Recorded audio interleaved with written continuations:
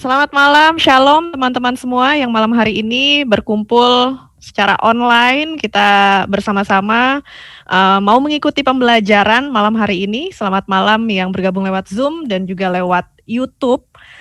Malam hari ini kita akan belajar tentang sejarah Islam, tentang historical problem with Islam. Ini topik kita malam hari ini bersama dengan narasumber yang pastinya sudah sering kita tonton videonya dan kita simak pengajarannya. Beliau ini juga adalah pendiri dari Pathfinder Center for Apologetics dan sudah sekitar 38 tahun melayani dalam penginjilan. Langsung saja kita sapa beliau, seorang apologet Kristen yaitu Jay Smith. Halo. Hello. Shalom, how are you today? Well, very good. We're on opposite ends of the earth. You're 12 hours different from me. You're going to bed. I'm just waking up. Yes, it's evening in Indonesia now. Yep, and it's just the early morning here on the East Coast of United States. Listen, this is exciting to be with you. I'm glad you invited me. You're the kind of people I love. You're the ones who come out of Islam. You understand it probably better than almost any other people that I work with because you've been there. You understand also the urgency of the task before us. You're in an amazing country, the largest Muslim country on earth. So in some ways, you're the best people to get equipped with this information.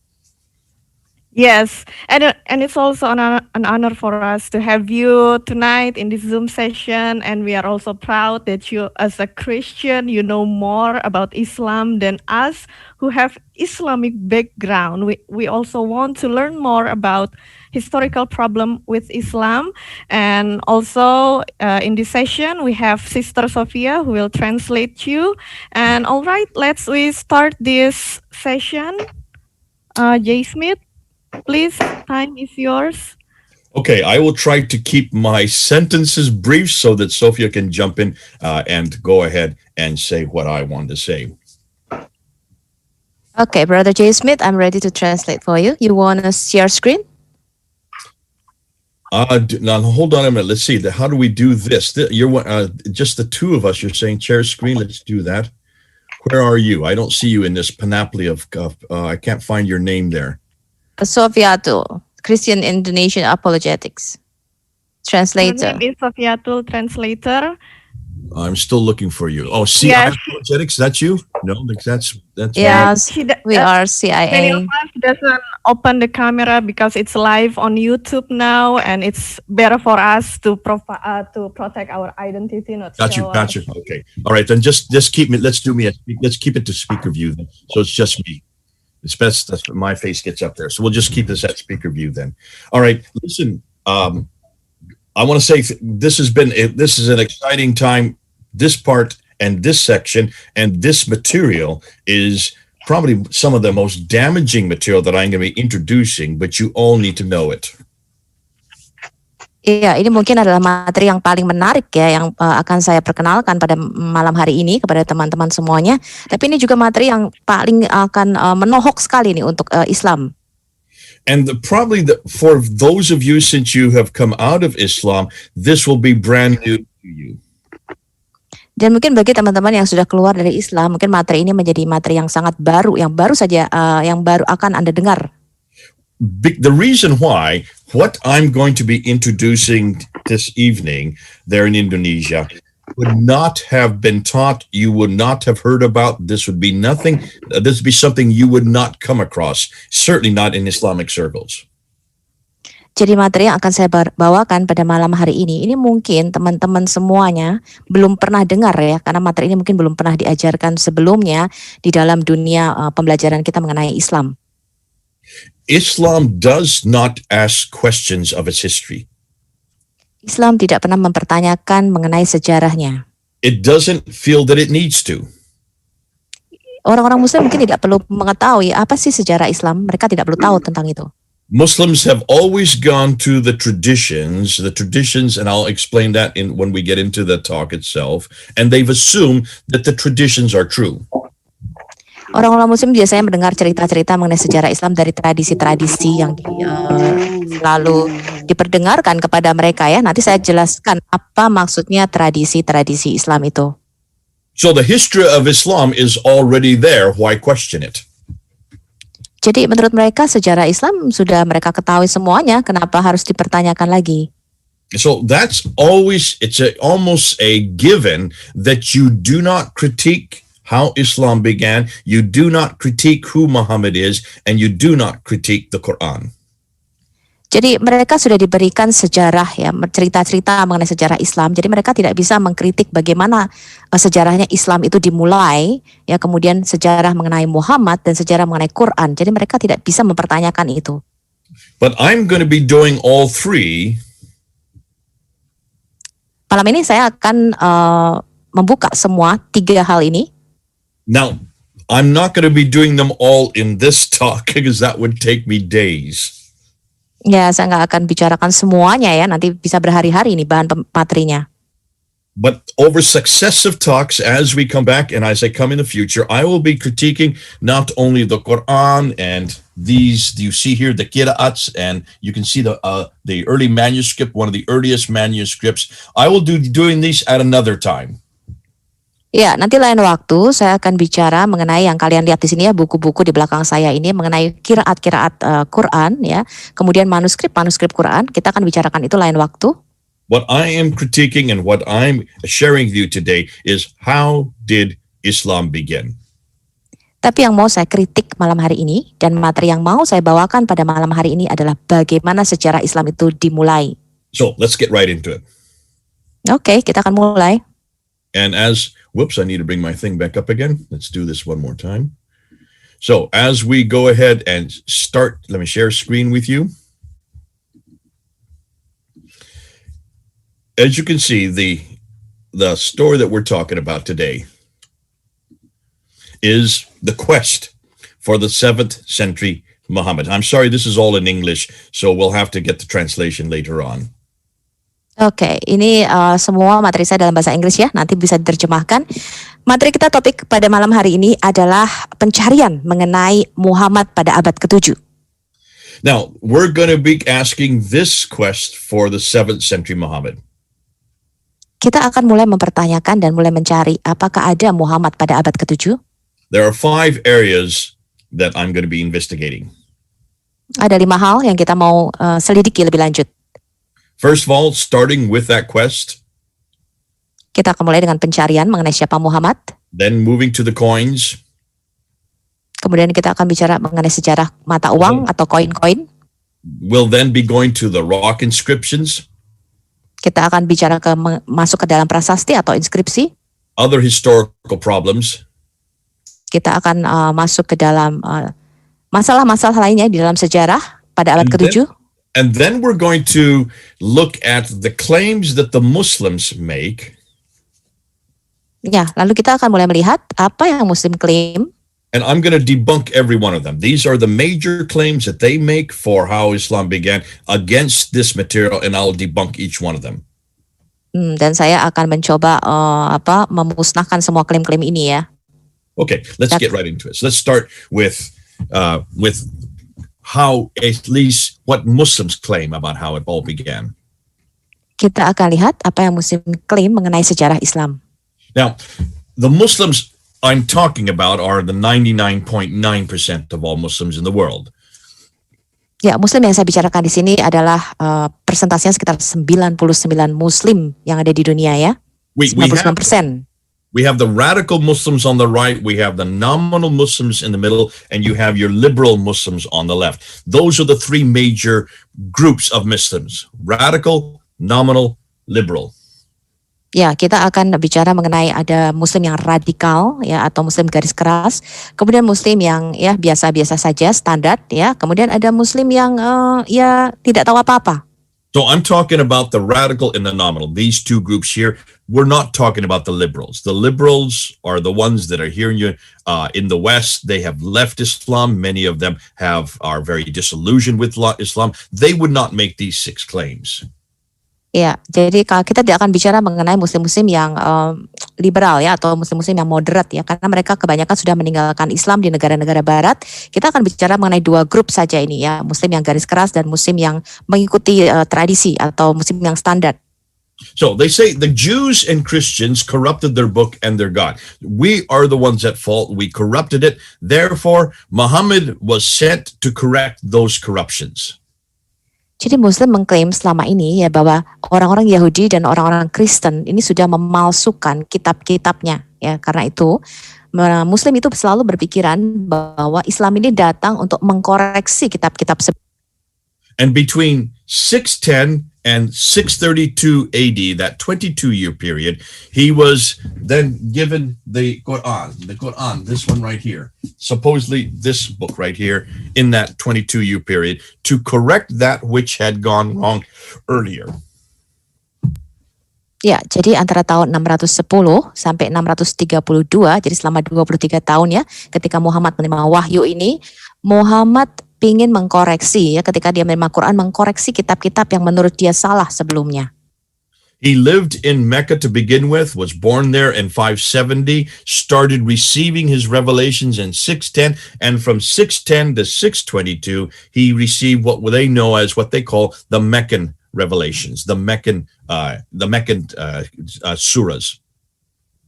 Ya, jadi Muhammad kira-kira lahir tahun 570 di Mekah ya. Kemudian antara tahun 610 sampai 622 ya, selama kurang lebih hampir 12 tahun, dia menerima wahyu-wahyu pertamanya, yaitu ada di Mekah yang kita sebut dengan surat-surat Makkiyah. And from 622 then, he then moves up to Medina, and from 622 to 632, the last 10 years of his life and his ministry, he then received the Medinan revelations, which are the first part of this book.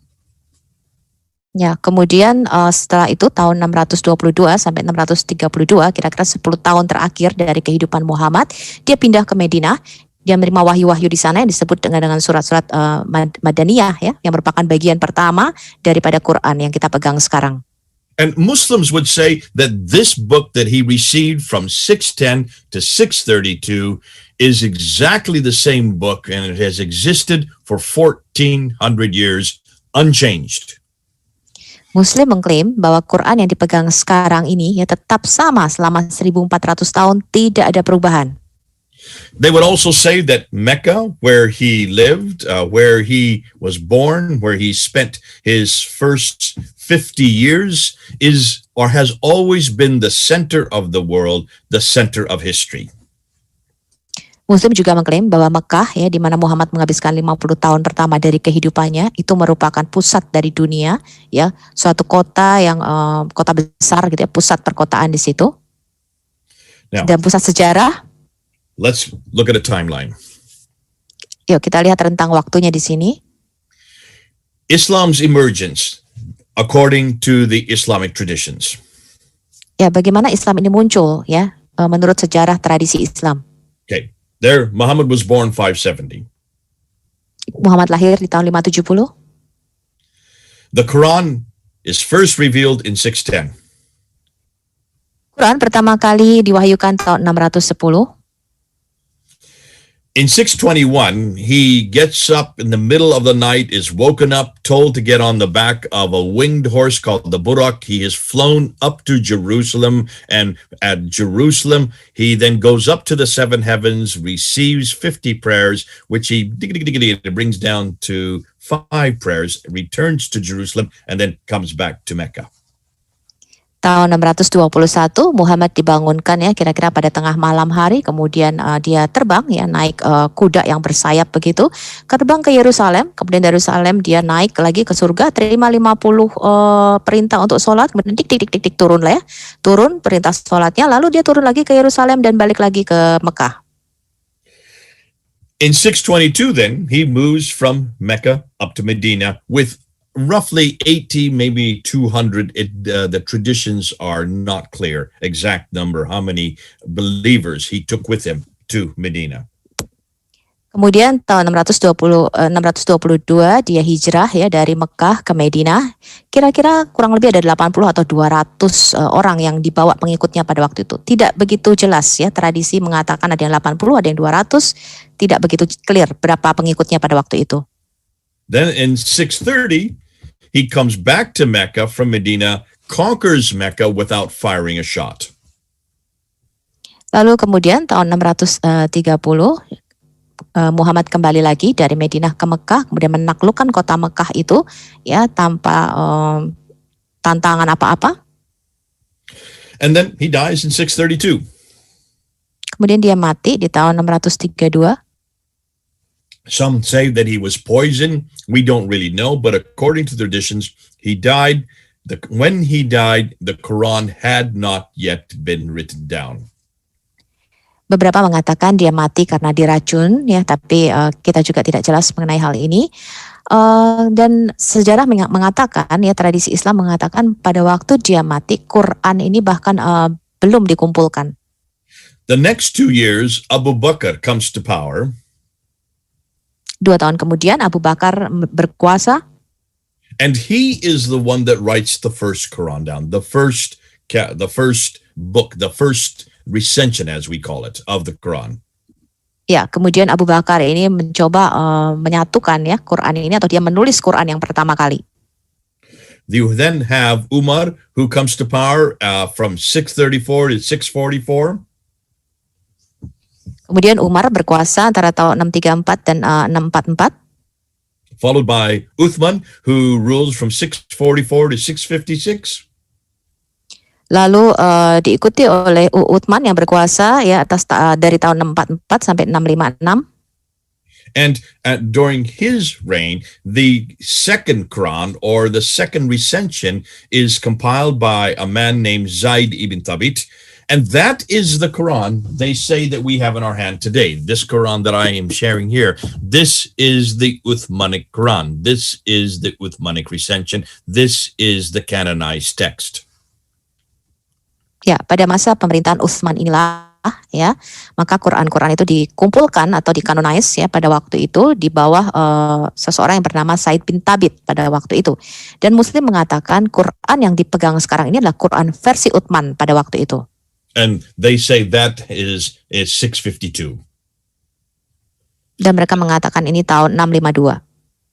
And then he is killed, and Ali, the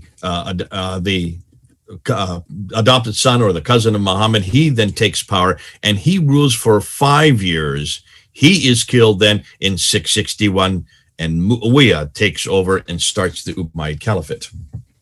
Ya, kemudian Ali waktu itu mulai berkuasa, ya, ini adalah anak angkatnya, ya, atau menantunya daripada Muhammad ini. Kemudian dia mati tahun 611, pada waktu itu juga dibunuh Ali ini. So that's the history, that's the early history of Islam according to Islamic traditions. Ini tadi adalah sekilas sejarah mengenai awal-awal kemunculan Islam menurut sejarah Islam. Now, what's the problem with this? Ya, sekarang kita lihat apa masalahnya di sini. The problem is this: everything I have just told you, everything I have said for the last 10 minutes does not come from the 7th century at all. Does not come from the same century that Muhammad lived. Masalahnya adalah yang tadi saya katakan selama 10 menit ini, ya, mengenai sejarah awal Islam menurut Islam tradisi Islam. Ini tidak muncul daripada abad ke-7. So, hold on a minute. You mean, am I suggesting therefore that everything we know about who Muhammad was, when he was born, what he did, where he lived, when he moved from Mecca, Medina, when he received the Quran, the stories of Abu Bakr, Umar, Uthman, and Ali, are you saying all of this is not written down during the same period that he lived or the same century he lived? Ya, tunggu dulu tadi, ya, kata Brother J. Smith, katanya, tunggu dulu. Berarti tadi cerita-cerita tadi yang orang Muslim selalu katakan, ya, mengenai sejarahnya sendiri, Muhammad lahirnya di mana, kapan dia lahir, kapan dia hijrah, kapan dia Isra Mi'raj, naik kemudian kapan dia ke Medina, kemudian mengenai Umar, Abu Bakar, Uthman, Ali tadi, itu tidak ditulis pada abad ke-7, tidak ditulis pada zaman yang sama pada waktu Muhammad hidup. That's exactly what I'm saying. Ya, itulah yang Brother J. Smith mau katakan. Let's go back and let's look at another timeline. Sekarang kita lihat lagi rentang waktu lainnya. Okay, Muhammad dies in 632. There you can see it on the screen. Ya, sekarang kita lihat Muhammad meninggal tahun 632 Masehi. Now, where do we get the story about Muhammad? Where do we get his biography? Where do we get the Sirah? The Sirah to Rasulullah. There it is, the Sirah, which means the biography of the Prophet of God. Lalu dari mana kita bisa mendapatkan biografi mengenai Muhammad atau cerita mengenai Muhammad ya, sirat Rasulullah? Itu kapan ditulisnya? Kapan pertama kali kita tahu mengenai siapa nih Muhammad? Well, we're told it's Ibn Ishaq. There he is. Look at Ibn Ishaq. You can see him on the screen. Ya, kita diberitahu mereka mendapatkan cerita ini dari Ibn Ishaq. Ibn Ishaq, but look at his dates, 765. Kita lihat tanggalnya, 765 Masehi. Muhammad died in 632. Muhammad matinya 632. That's 130 years later. Ini 113 tahun kemudian. But hold on a minute. It's not he that we get the material from. We don't get anything from him. We know nothing about Muhammad or anything that happens from that man at all. Tapi tunggu sebentar. Ya, kita tidak punya materi apapun yang ditulis oleh Ibn Ishaq. Kita tidak mendapatkan pengetahuan kita tentang Muhammad dari Ibn Ishaq. We have to go to Ibn Hisham. Look at his dates. Look at him. I've just brought him up. Kita mengetahuinya dari Ibn Hisham. Sekarang kita lihat tanggalnya. Ibn Hisham tells us that he is the one that writes down the sirah, the biography of Muhammad, but he takes what Ibn Ishaq says, throws most of it away, and only retains that which he likes. Jadi Ibn Hisham ya tahun 833 Masehi ini mengatakan dia menulis syirat Rasulullah ya atau biografi Muhammad ini dari Ibn Ishaq, dan dia membuang sebagian besar materi dari Ibn Ishaq ini dan dia hanya menulis ulang apa yang dia suka. Oh, so let's get rid of Ibn Ishaq. Ya, oke, sekarang kita singkirkan dulu Ibn Ishaq. Yeah, I'm just gonna stop sharing screen here just to show you what I mean. See this book here? This is the biography of Muhammad. Here it is. This is the classical book that everybody use. I would suggest you use it as well. This is the story of Muhammad. Lihat nih buku yang saya pegang ya, ini kehidupan Muhammad, ini cerita mengenai Muhammad. Ini orang-orang selalu mengacu kepada sumber buku ini ya. Saya harapkan Anda juga punya buku ini ya. Ini translasi dari Ibn Ishaq Sirat Rasulullah. And I'm sure that it is translated into Indonesian. You can get it on Amazon. You can probably get it at your bookstore. This one I like the best because it is translated by Alfred Guillaume from Arabic into English. He is considered to be the best translator of the Sirah from Arabic. Ya, jadi saya rasa juga sudah diterjemahkan dalam bahasa Indonesia ya. Anda bisa beli di online di toko-toko buku atau Amazon. Tapi saya suka yang ini teman-teman karena diterjemahkan oleh Guillaume ya. Jadi dia adalah menerjemahkan langsung dari Arab ke Inggris dan dia termasuk salah satu penerjemah yang terbaik.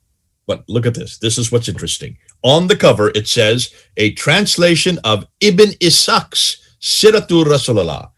It's translation of Ibn Ishaq's Siratul Rasulullah. Tapi lihat judulnya di sini, ya. Judulnya adalah terjemahan dari Ibn Ishaq, ya, Sirat Rasulullah. Did I not just get done saying that this is not from Ibn Ishaq, that this is from Ibn Hisham? Bukankah tadi saya mengatakan ini bukan dari Ibn Ishaq ya, tapi Ibn Hisham? That's true. Ya, itu benar. This entire book, not one word of it comes from Ibn Ishaq. So what is his name doing on the cover? Jadi seluruh buku ini bukan tulisannya Ibn Ishaq. Jadi kenapa namanya ada di judul bukunya? Alfred Guillaume didn't do that. Alfred Guillaume yang melakukan hal itu. Oxford University Press did that. Oxford University yang mencetaknya. And this is something you need to be aware of. Nah, ini sesuatu yang Anda harus waspadai. This is called dimitude. This is called political correctness. Ini namanya ya apa ya? Dia mau membenarkan secara politik lah. What has happened is any scholar knows that Ibn Ishaq did not write the Sirah because nothing has come from him that we have today. We don't have anything from Ibn Ishaq. Semua para ilmuwan ya, para cendekiawan itu tahu ya bahwa mereka itu tidak mendapatkan biografi Muhammad ini dari Ibn Ishaq. Tidak ada tulisan Ibn Ishaq yang dipunyai sampai saat ini. But Muslims don't want you to know that. Tapi Muslim tidak mau Anda tahu mengenai hal ini. They don't want you to know that this book is actually written by Ibn Hisham 70 years later. Mereka Muslim tidak pengen tahu bahwa buku ini yang nulis adalah Ibn Hisham ya, kira-kira 70 tahun kemudian. 70 years, which makes it 833 AD, not 765 AD. Ya, jadi bukunya ditulis tahun 833 Masehi, ya. So let's go back to the timeline. You'll see why this is important. Remember, I said let's go and let's see what let's go back to this direction. Ibn Ishaq dies in 765. According to Oxford Unity Press, he was the one that wrote this, but nothing comes from here. It all comes from Ibn Hisham, who dies in 833. Ya, jadi tadi ya Ibn Ishaq kita lihat di timeline ini ya, di rentang waktunya ini meninggal tahun 765. Jadi orang-orang muslim berkata, oh ini tulisannya Ibn Ishaq. Ya, padahal kalau kita melihat ini adalah tulisannya Ibn Hisham yang meninggal tahun 833 Masehi. This will come important towards the end of my talk today because you will see why this is significant. So that's why I get rid of Ibn Ishaq and I keep Ibn Hisham there so that you can see the earliest biography we have of Muhammad is Ibn Hisham. We don't have anything earlier than Ibn Hisham. Oke. Dan nanti kita lihat ya pada akhir pembelajaran kita akan melihat betapa pentingnya, signifikannya kita mengetahui hal ini. Karena itu tadi saya menyingkirkan nih Ibn Ishaq ya, karena biografi yang paling awal yang kita bisa tahu tentang Muhammad adalah dari Ibn Hisham. Now, we do have another biography called by a man named Al-Waqidi, but he dies after Ibn Hisham. He dies in 835. Kita punya penulis biografi lainnya mengenai Muhammad, namanya Al-Waqidi, tapi dia meninggal tahun 835 Masehi ya, setelah Ibn Hisham. So, the earliest biography we have of Muhammad comes 200 years after his death. Jadi, biografi yang paling pertama kali yang kita bisa tahu tentang kehidupan Muhammad itu 200 tahun setelah kematian Muhammad. What about the saying, the hadith? What about them? Are they also problematic? Are they also late? Bagaimana sekarang tentang hadits atau perkataan-perkataan Muhammad? Apakah ini juga ditulis belakangan? I'll put them in blue. Ya, ini saya warnai biru. So, the earliest hadith we have for what Muhammad said is from Al-Bukhari. Hadits yang pertama kali yang kita punya adalah dari Al-Bukhari. He is given 600,000 of what they call akbar. That means sayings, these akbars, 600,000, and he is to look at them and throw away that which ones are no good, and he whittles them down from 600,000 down to 7,397. Oke, jadi Al-Bukhari ini menseleksi dari 600.000 hadits, kemudian ditik ya, diperkecil jadi tinggal 7.397 hadits saja yang dia seleksi. So from 600,000 down to 7,400. Let's just say 7,400. Ya, jadi dari 600.000 hadits dia seleksi, ya, kita katakan saja tinggal 7.400 hadits yang akhirnya dimasukkan di dalam Al-Bukhari. Which means he throws out 98% of it and only keeps 2%. Only 2% is what he retains. Artinya Al-Bukhari ini membuang 98% hadits-hadits itu dan dia hanya memasukkan 2% saja dari semua hadits-hadits itu. And that is the 9 volumes that we have today of Al-Bukhari is just 2% of what he was given to then to then look at and trash what he didn't like. Nah, inilah yang 9 volume dari buku Al-Bukhari yang kita punya itu ternyata hanya 2% saja dari hadis-hadis. Dia membuang hampir sebagian besar hadis-hadis itu dan dia hanya memasukkan yang dia suka saja di hadis-hadisnya. And there are others who do the same thing. Orang lain banyak juga yang melakukan hal yang sama. Sahih Muslim died in 875. You have At-Tirmidhi who died in 884. You have Ibn Majah who died in 887. And you have Abu Dawud who died in 899. And then you have An-Nasai who died in 915. These are the 6 most authoritative of all the hadith writers. Sekarang kita lihat ya, Sahih Muslim yang meninggal tahun 875, At-Tirmidzi tahun 884 dia meninggal, Ibn Majah 887, Abu Dawud 899, An-Nisai 915 Masehi. Ini adalah ke-6 hadis yang otentik yang diakui oleh orang Muslim. So those are the 6 hadith compilers. They all come after Al-Bukhari. there's nothing earlier than Al-Bukhari, which was written down that we know of for the hadith, for the sayings of Muhammad. Jadi ini adalah 6 hadis yang autentik ya. Mereka lah yang mengkompilasi atau menyusun ya semua perkataan-perkataan atau hadis daripada Muhammad ini. Semuanya itu sesudah Al-Bukhari. Jadi yang paling awal yang kita kenal hadisnya adalah Al-Bukhari. But look at his dates, 870. Kita lihat tanggalnya, tahun 870. That's the late 9th century. Ini akhir abad ke-9. That's 240 years after Muhammad dies. Al-Bukhari writes this down. Jadi sekitar 240 tahun Now, we have setelah Muhammad mati, Al-Bukhari baru. we have two more genre. We have the tafsir and the tahqiq. You can see them in brown up there on the left. Kita punya dua lagi ini ya, apa namanya? Ya, kita punya dua lagi jenisnya ya, tafsir dan tarik. So the tafsir are the commentaries on the Quran. They explain and they enliven the Quran. The tahqiq would be the histories of mankind. These are the last two genres. After the sirah and the hadith come the tafsir and the tahqiq.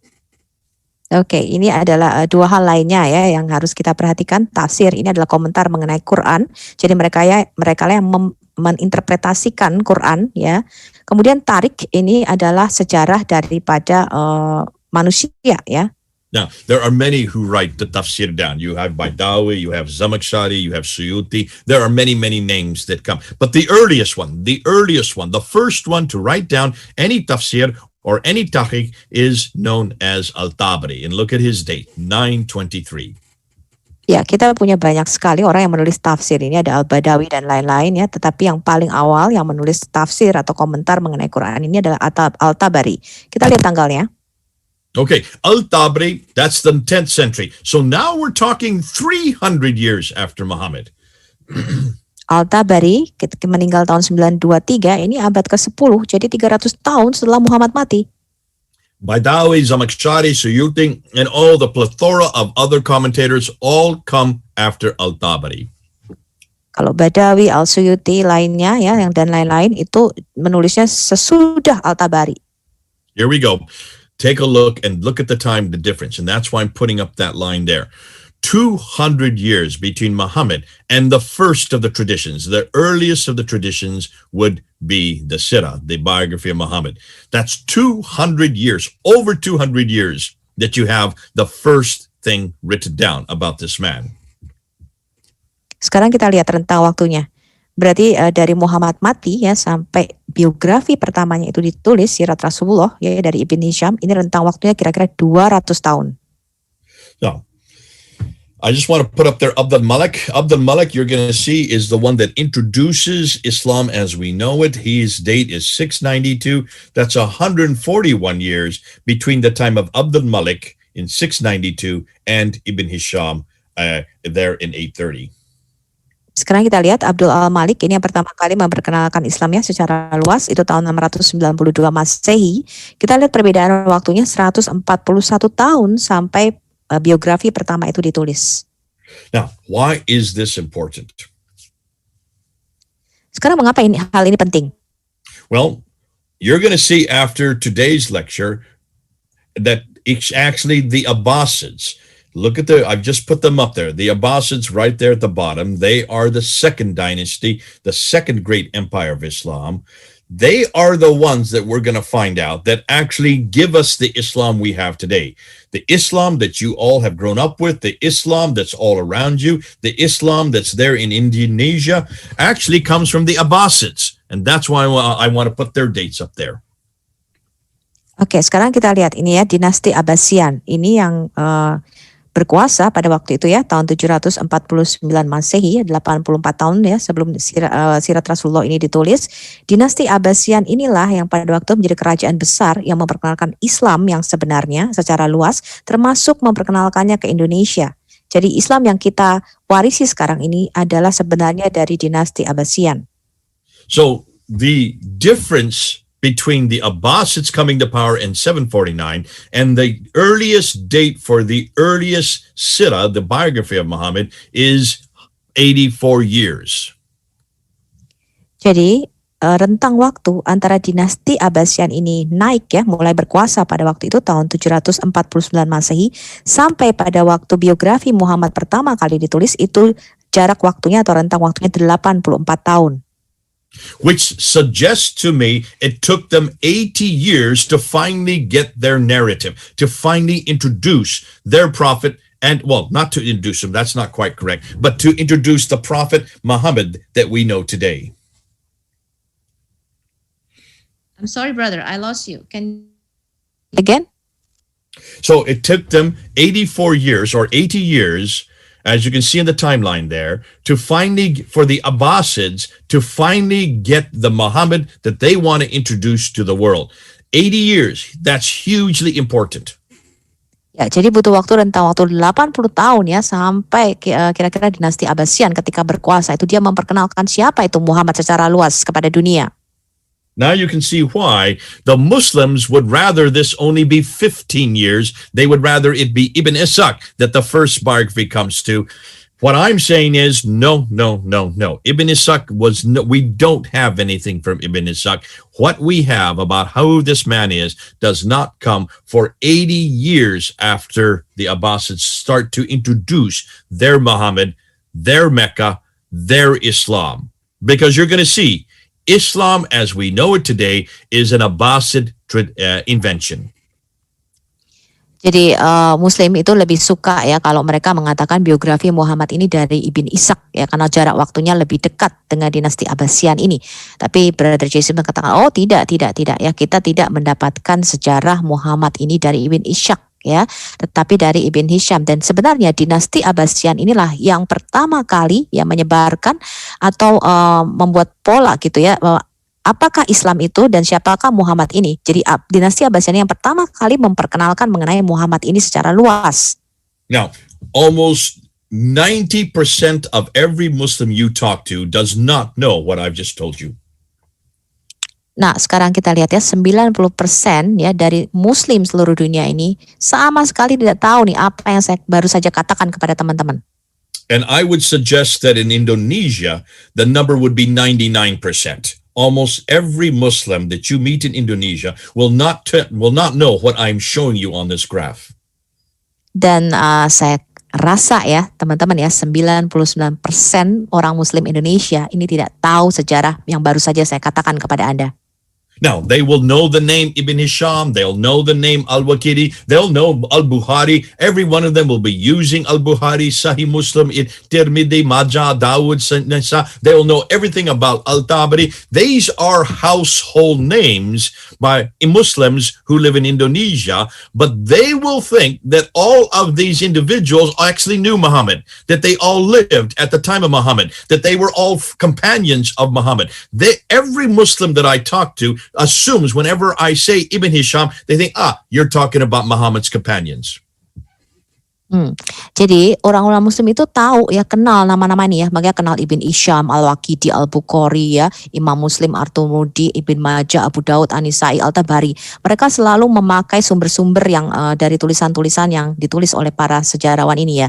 Tetapi ya orang-orang Muslim itu selalu berpikir bahwa nama-nama ini itu hidup sejaman dengan Muhammad, dan bahkan mereka berpikir mereka ini adalah para sahabat yang selalu menemani Muhammad ya kemana-mana, sahabatnya Muhammad. Jadi ketika saya bicara dengan orang Muslim mengenai Ibn Hisham misalnya, Muslim selalu berkata, oh kamu bicara mengenai sahabat Rasul. Now, I have put this so that you can print this out. This is a slide you can print out. We're going to be giving you the PowerPoints. You need to show them this slide. You need to show them this timeline. You need to show them where Muhammad died, where Ibn Hisham died, where Al-Waqidi died, Bukhari, Muslim, Tirmidhi, Majah, Dawud, Nisa, where they all died. That none of them, not one of them lived at the time of Muhammad. Not one of them knew Muhammad. Not one of them lived in the same century as Muhammad.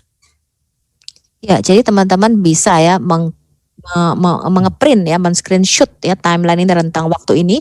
Anda bisa tunjukkan kepada Muslim ini ya, kapan Muhammad mati ya, kemudian kapan Ibn Hisham dan Al-Bukhari, Sahih Muslim dan sebagainya. Ini adalah rentang waktu yang sangat penting yang kita bisa tunjukkan mengenai sejarah Islam kepada orang Muslim supaya mereka tahu bahwa para penulis sejarah ini ya itu tidak hidup sejaman dengan Muhammad. Mereka tidak mengenal Muhammad ya, mereka tidak tahu siapa itu Muhammad ya, mereka tidak pernah bertemu dengan Muhammad. This is the fact that we have found that destroys many, this is the fact that disillusions many Muslims when they hear this. Ya, ini adalah fakta yang menghancurkan semua halusinasi Muslim ketika mereka mendengar hal ini. Now, if we were to look at this, I just wanted to put up Ibn Ishaq there. Ibn Ishaq is the biography they want to talk about, but he is only about 70 years from the time of Ibn Hisham. The one you really need to put up is, of course, the Abbasids. Now, here's the question. Before I do that, let me just ask you all, as Christians, would we have this same problem as Christians? Would we have this difficulty as Christians? Oke, sebelum saya melanjutkan, saya mau tanya nih kepada teman-teman Kristen yang ada di sini. Apakah kita juga mempunyai masalah yang sama nih, problem yang sama dengan kekristenan? Everything we know about Dijawab, Jesus. teman-teman. Everything we know about Jesus, what he did and what he said. Oke, apa yang kita ketahui tentang Yesus ya, apa yang dia lakukan dan apa yang Yesus. Would we have, as Christians, do we also go back and have this difficulty? Just put it open if people want to answer. Oke, open mic, you mean? Yeah, you can open mics on this. Oke, ya. Jadi teman-teman bisa langsung interaksi dengan Brother J ya. Jadi apakah kita sebagai orang Kristen, teman-teman, kita punya masalah yang sama nggak nih mengenai sejarah ini? So, what Jesus said, that would be the hadith of Jesus. Where do we get that from? Apa yang Yesus katakan itu artinya hadisnya Yesus ya. Kita dapat dari mana nih perkataan Yesus ini? From his disciples. Okay, give me some names. John, Matthew, Andreas, Petrus. Okay, so two of them. Peter. Okay, but Peter didn't really write the Gospels. But there are four Gospels: Matthew, Mark, Luke, and John, right? right? And Yes. two of them are eyewitnesses to everything they wrote. Am I correct? Matthew and John. Yes, correct, Matthew. And Yes, right. Mark and Luke would have got it from the disciples, so they would have been second. They would be not eyewitnesses, but they got it from the eyewitnesses. Am I correct? Correct, right. Okay, now let's look at the biography of Jesus. The biography of Jesus would be Matthew, Mark, Luke, and John. So you're talking about two of the biographies, two of the Siddha of Jesus would be from eyewitnesses or those who got it from the eyewitness. And all four of them would have been living at the time of Jesus, and they would have been living in the same area that Jesus lived. Go ahead. Oke, tadi ya Brother J tanya ya, apakah kita Kristen punya masalah yang sama nih? Dari mana kita mendapatkan perkataan Yesus atau di hadis Yesus ini ya, hadisnya Yesus? 4 penulis Injil ya, Matius, Markus, Lukas, Yohanes. 2 ya, Matius dan Yohanes ini adalah murid langsung daripada Yesus. Kemudian Lukas dan Markus ini bukan murid langsung, tapi dia mendapatkannya dari saksi mata, yaitu artinya mereka ketemu dengan murid-murid itu atau mengumpulkan data-data daripada saksi mata. Ya, jadi kemudian biografi daripada Yesus itu juga ditulis ya oleh orang-orang yang hidup sejaman dengan Yesus, murid-muridnya hidup satu area di mana Yesus pada waktu itu tinggal. So what about the sayings? Well, that would be the hadith of Jesus. If you look in your Bibles, I don't know if you have them in Indonesian, in many of our English Bibles, whenever Jesus speaks, we put it in red letters. So that would be the hadith of Jesus, what would be in the red letter part of the Gospels. Ya, jadi kalau perkataan Yesus atau hadis Yesus itu kalau di dalam Alkitab, biasanya kalau di dalam Alkitab bahasa Inggris itu diwarnai warna merah. Kalau di dalam bahasa Indonesia, I think we have the same, Brother J. Okay, so you know what I'm talking about. So the Siddha would be the black letter part of the Gospel. The hadith would be the red letter part of the Gospel. So you have both the Siddha and the hadith written by eyewitnesses or those who got it from the eyewitnesses.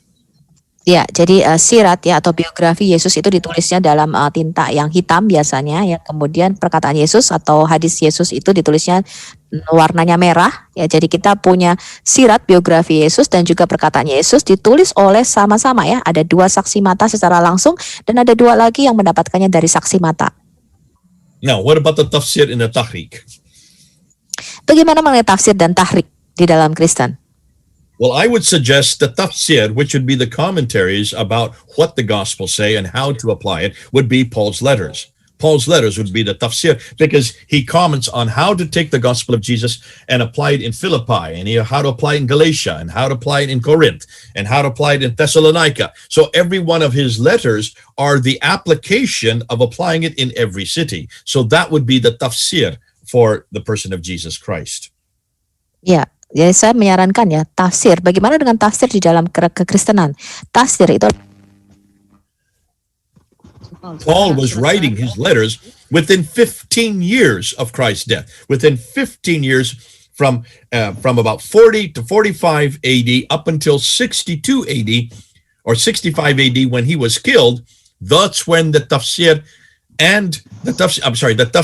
of Jesus would have been written out.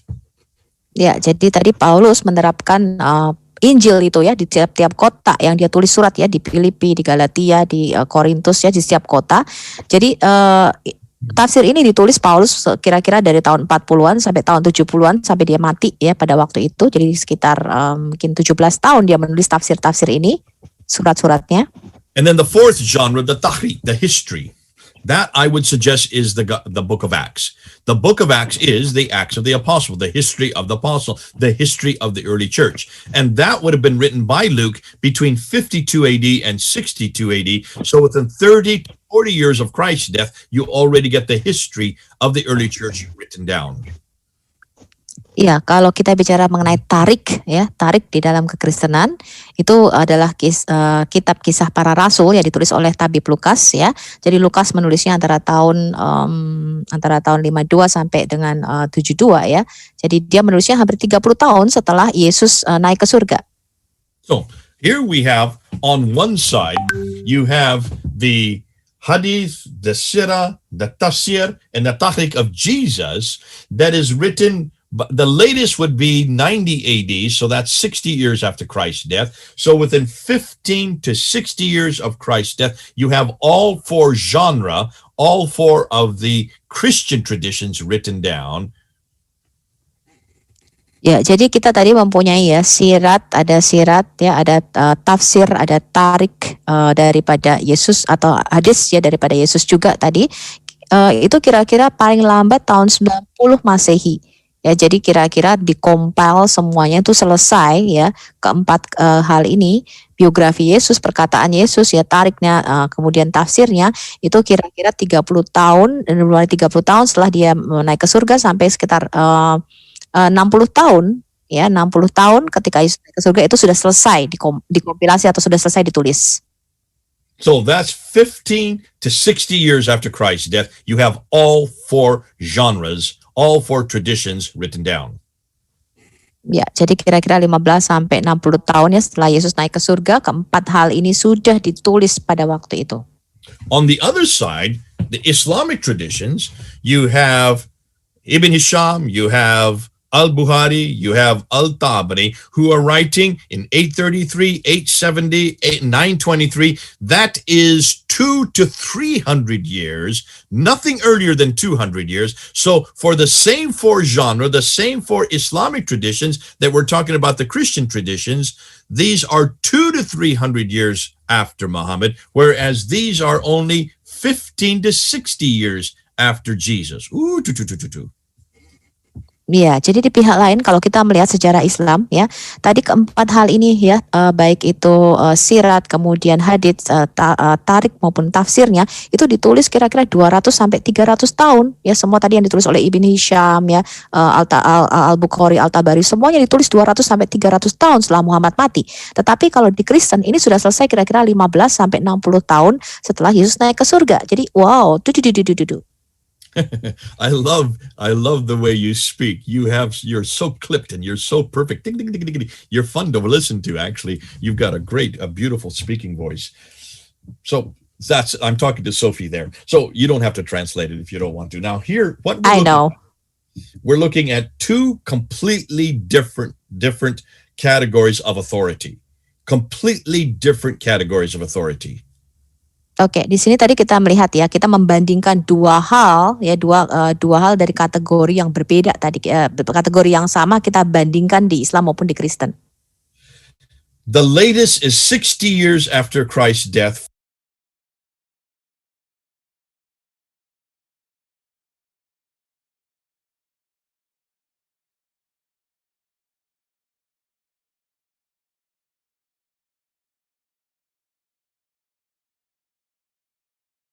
itu 60 tahun ya setelah Yesus naik ke surga sudah selesai keempat hal tadi yang kita bandingkan. Tapi di Islam 200 sampai 300 tahun setelah Muhammad mati baru sejarah Islam itu dimulai atau ditulis. And if that's not bad enough, what we're going to find out, I haven't introduced that yet, but what we're going to find out is that whereas all of those who wrote what Jesus said, did, and how the early church began, were living in the same area that Jesus lived in, every one of those who wrote who Muhammad was, what he said, what he did, and how Islam began, all lived hundreds of miles further north. None of them lived in Mecca and Medina. Kalau hal tadi itu belum cukup buruk ya, belum cukup sangat-sangat berita buruk tadi yang kita pelajari tadi ya. Kita bisa membuktikan bahwa semua penulis-penulis ya tadi yang Matius, Markus, Lukas, Yohanes tadi yang menulis itu di area yang sama. Mereka tinggal hidup di area yang sama ya, di daerah yang sama dengan Yesus. Tetapi para penulis Islam tadi, sejarah tadi ya, semua yang menulis tarik tafsir maupun sirat Rasulullah itu hidupnya ratusan mil jauhnya di sebelah utara. Tidak satu pun hidup di kota yang sama dengan Muhammad. So they lived hundreds of years later and hundreds of miles away. Jadi para penulis sejarah-sejarah Islam ini ya menulisnya ratusan tahun setelah Muhammad mati dan hidupnya juga tidak sedaerah, tidak satu daerah di area yang sama dengan Muhammad, ratusan mil jauhnya. Which is more authoritative, the Christian traditions or the Islamic traditions? Jadi mana nih yang lebih mempunyai otentik ya, yang lebih mempunyai kapasitas untuk mana yang benar, mana yang asli ini teman-teman sejarahnya nih. Apakah yang Kristen tadi yang kita lihat, apakah yang Islam? There's no comparison. Tidak bisa dibandingkan teman-teman. Our gospel of Jesus Christ, his life and his sayings, everything we know about Jesus are so much earlier and so much closer, geographically speaking, than anything that we have in the Islamic traditions, or in this case, here's the Islamic traditions. When you do a comparison, ours is by far much closer to the event. And in the same area, this is much further from the event and nowhere near the same area. Jadi kalau kita bandingkan ya teman-teman ya, Alkitab kita yang ditulis ya, yang tadi mengandung keempat hal tadi ya, itu ditulisnya itu sejaman dengan Yesus ya, kemudian ditulisnya juga satu daerah area yang sama dengan Yesus, mereka tinggal di tempat yang sama pada waktu Yesus hidup. Tetapi kalau kita bandingkan dengan sejarah Islam, ya itu tinggalnya udah ratusan tahun setelah Muhammad mati, ditulisnya masih tinggalnya ratusan mil jauh lagi dari tempat Muhammad. Can you then see why we are talking from a much stronger authority? Jadi kita lihat tadi ya, bahwa kekristenan itu mempunyai klaim yang lebih kuat dibandingkan Islam. If we were in the same boat, if we had the same situation for Jesus Christ that Muslims have for Muhammad, kalau kita punya situasi yang sama ya terhadap Yesus ini ya teman-teman ya, buku yang saya pegang ini sama seperti Muhammad, that would mean that we would know that Matthew, Mark, Luke, and John would all have been living in the 3rd century and writing about Jesus in the 3rd century. That's 200 years later. 200 to 300 years later, we would not know anything about Jesus for 200 to 300 years. Jadi kalau situasinya tadi sama ya teman-teman ya, artinya Matius, Markus, Lukas, Yohanes ya itu baru menulis kira-kira abad ketiga ya, 300 tahun setelah Yesus naik ke surga. Berarti selama 200 sampai 300 tahun pertama kita nggak tahu apa-apa tentang Yesus. Can you then understand why you need to get this into your discussions? You need to get this into your conversations with Muslims. Ya, sekarang Anda mengerti ya betapa pentingnya kita mendiskusikan hal ini dengan Muslim. Now, before we go on to the next section, I want to just open it up. If there are any questions that you may have, let me just see if there are any questions. I'll go ahead and look at the chat myself. So let's start. Ines. Okay, here's a question that comes up. Well, let's start from the beginning and go. Here's a question that comes up. If Al-Bukhari was the earliest, this is from Hannah herself. From Mr. Polandia, sorry. If Al-Bukhari was the earliest collector of the hadith, Why did the present-day Muslims claim that he had learned those hadith from Imam Ahmad? You can go ahead and translate that into Indonesian. Ya, jadi Mr. Polandia tadi bertanya ya, kalau Al-Bukhari ini yang pertama kali menulis ya mengenai hadis, mengapa Al-Bukhari ini mengklaim dia belajar dari Imam Ahmad? Now, Imam Ahmad, I'm assuming you mean by that, Mr. Polandia, that Ahmad would be the diminutive for Muhammad. So Imam Muhammad means from Muhammad himself. And this is the lie that most of your Muslims are told. They are told, I'm sure I have been to Indonesia, but I've not been there long. You will know this better than me. But everywhere I go in the Muslim world, Muslims are told that Al-Bukhari, Sahih Muslim, Ibn Dawud, Majah Tirmidhi, also Ibn Hisham, Al-Waqidi, also Al-Tabari, all these big names, these great men of God were all companions of Muhammad. This is what they're told. This is what they're taught. That is a lie. Ya, jadi Brother J mengatakan yang kamu maksudkan dengan Imam Ahmad ini apakah Imam Muhammad ya? Jadi mereka menerima dari Muhammad sendiri. Saya belum pernah ke Indonesia, tetapi saya merasa ya kemungkinan di Indonesia itu diajarkan bahwa tadi ya nama-nama besar tadi ya ada Al-Bukhari, ada Imam Muslim, Abu Daud dan sebagainya. Mereka pasti mengatakan ini adalah sahabat Rasul atau sahabat Muhammad dan itu tidaklah benar. Okay, and so you can see then why, Mr. Polandia, this is something you need to help your Muslim friends with. Show them that timeline. They need to see that timeline. I am not making up those dates. Those dates are from Islamic scholarship. This is what Islam tells us. I did not make up the date for 833 or 835 or 870 or 923. I didn't make up those dates. Those are dates from Muslims themselves. This is the standard narrative that every Muslim who has done scholarship, anybody in academia will know those dates. But not the Muslims on the street. Not the Muslims on the street. Not the Muslims you're going to be talking to. Ya, jadi tadi ya pentingnya kenapa kita harus menunjukkan rentang waktu ini ketika kita berdiskusi dengan saudara-saudara Muslim kita, ya. Karena Brother tadi mengatakan saya itu tidak yang membuat tanggalnya, ya. Bukan saya nih yang kasih tanggal 833, 847 tadi ya. Semua ini adalah cendekiawan-cendekiawan Muslim sendiri yang memberikan tanggal-tanggal itu, ya. Jadi bukan saya yang membuat ya, semua ini diberikan atau dinarasikan oleh para cendekiawan Muslim. Tetapi kalau orang-orang Muslim di jalanan ya atau orang-orang Muslim abangan ceritanya gitu ya, mereka tuh tidak begitu mengerti mengenai sejarah ini, teman-teman. So here's a follow-up question from Mr. Polandia. Is the Muslim product known as the science of hadith reliable in filtering and discerning the good hadith from the bad hadith? Go ahead and translate that. Oke. Basically, what he's asking is, what should we do with the science of hadith? Is it a good exercise of good hadith versus bad hadith? Is this a good exercise? Ya, Mr. Polandia tadi bertanya ya, apakah ilmu mengenai hadis ini ya, menyaring ya hadis ini disaring, mana hadis yang baik, apa hadis yang buruk, apakah ilmu ini bagus nggak sih?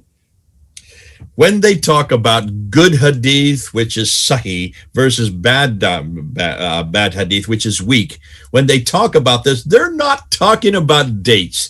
They're not saying anything about which is from what century. They're talking about which is theologically good. It all has to do with theology, not anything to do with history. Jadi ketika orang Muslim menyaring hadis-hadis ini ya, yang bagus mereka masukkan sebagai sahih, kemudian hadis-hadis yang tidak baik itu sebagai hadis-hadis yang lemah ya atau doif gitu. Orang-orang Muslim ini tidak menggunakan pendekatan sejarah atau pendekatan tanggalnya. Ya, mereka tidak melihat itu. Mereka hanya melihat secara theological. Mana yang menurut teologi Islam itu baik, yaitu mereka hadis-hadis itu dimasukkan. And the weak ones are the ones that don't fit their theology, and the strong ones are the ones that do fit their theology. But what I'm saying is, who cares? It's all so late that this is an Abbasid view of what is theologically correct. This is only a political maneuver. This is completely a political maneuver by the Abbasids to create the religion that they wanted. All of it was created in Baghdad, not in Mecca, not in Medina, as we're going to see. Jadi mereka memasukkan hadis-hadis yang mereka sukai, yang cocok dengan teologi mereka sebagai hadis-hadis yang sahih. Hadis-hadis yang tidak cocok dengan teologi Islam itu mereka membuangnya atau memberikan melabelkan sebagai hadis doif, ya. Tetapi siapa yang peduli gitu ya? Ini kan kita tidak berhubungan dengan tanggal atau sejarahnya, ya. Jadi ini adalah bagaimana dinasti Abbasian tadi yang mulai berkuasa, ya. Dinasti Abbasian ini mulai memperkenalkan teologinya mereka sendiri tentang Islam ini. Jadi dinasti Abbasian ini yang membentuk agama Islam. Okay, here's yang another memperkenalkan question Islam kepada dunia secara luas. from Mr. Kenosis. He says, are there any historical findings from Muhammad's lineage regarding his biological children? This question is to debunk those who live nowadays claiming that Muhammad's descendants, that they are the Muhammad's descendants, and that it goes up as the descendants of Ismail. Thank you. In other words, what Kenosis is saying is, what should we do say to those Muslims that we see here in Indonesia who say, oh, I am in the line of Muhammad from say so-and-so, from so-and-so all the way up to Muhammad himself? Ya, jadi Kenosis ini bertanya, ya, ada nggak sih sejarah, ya, penemuan-penemuan sejarah mengenai garis keturunan Muhammad ini, ya, atau Muhammad ini punya anak yang secara biologis ini dari mana? Karena banyak orang mengklaim, oh saya nih masih keturunan Muhammad dari sini, ya, keturunan Muhammad nih masih keluarga Muhammad. Now, I am going to debunk all of that as we go through this talk. Saya akan membantah semua itu, ya, klaim-klaim itu selama kita ada di sesi ini. I don't want to say too much yet because I have to prove what I'm going to say. Oke, saya nggak mau berkata banyak, ya, karena saya akan membuktikan apa yang saya katakan. But as you're going to find, ya, Anda akan menemukan malam hari ini, there is no reference to Muhammad in the 7th century, not until 692. You're going to see that I'm going to show you that. We don't know anything about a man named Muhammad at all, at least not the traditional Muhammad, the Muhammad that every Muslim knows. We don't know anything about him until 692, yet supposedly he died in 632. We know nothing about his lineage. We know nothing about Abu Bakr. We know nothing about Umar. We know nothing about Uthman. We know nothing about Ali, the first 4 caliphs. We cannot find one reference to any of them from the 7th century. Ya, pada malam hari ini saya akan menunjukkan, ya, bahwa kita tuh tidak tahu apa-apa, ya, tentang Muhammad yang hidup pada abad ke-7, ya, sampai pada tahun 692. Jadi sebelum tahun 692 kita tidak tahu apa-apa mengenai siapa itu Muhammad, ya. Kemudian 4 khalifat pertama tadi, ya, Abu Bakar, Umar, Utsman dan Ali, kita tidak tahu, ya, tidak tahu apa-apa mengenai sejarah mereka sebelum tahun 692. We're going to have to throw all of that out because there's nothing from the 7th century. Everything that we know about Muhammad, about Khadija, his wife, everything we know about Ali, his adopted son, everything we know about anything we know about Abu Bakr, the first caliph, or Umar, the second caliph, or Uthman, the third caliph, or Ali, the 4th caliph, everything we know about those 4 rightly guided caliphs, everything we know about the Rashidun period, that golden period from 624 to 661 is completely fantastic. In other words, it is made up. There is not one piece of historical evidence for any of it. Ya, jadi apa yang bisa kita ketahui mengenai siapa itu Muhammad, kemudian siapa itu Khadijah istrinya, ya, kemudian mengenai 4 khalifat pertama tadi, ya, mengenai Abu Bakar, Umar, Utsman dan Ali, itu kita tidak tahu sama sekali, teman-teman. Juga mengenai periode zaman keemasan Islam, ya, itu tidak tahu sama sekali. Kita buta, tidak ada sejarah sebelum tahun 692. But I'm only saying that because I haven't proved that. I've got to prove that, and it's going to take me hours upon hours and hours. We don't have time to do that today. We're going to have to come back and pick that up. But hold on, Kenosis, we're going to show you how that question is at the very root of what we're asking. Ya, nanti, ya, pertanyaan itu akan dijawab, tapi nggak sekarang. Itu pertanyaan yang sangat-sangat mendasar sekali, pertanyaan yang bagus, Kenosis. Okay, let's go on to Agus's question, which says, "Is the Doctrina Iacobi talking about Muhammad? I mean, the historical version, not the faith version of Muhammad."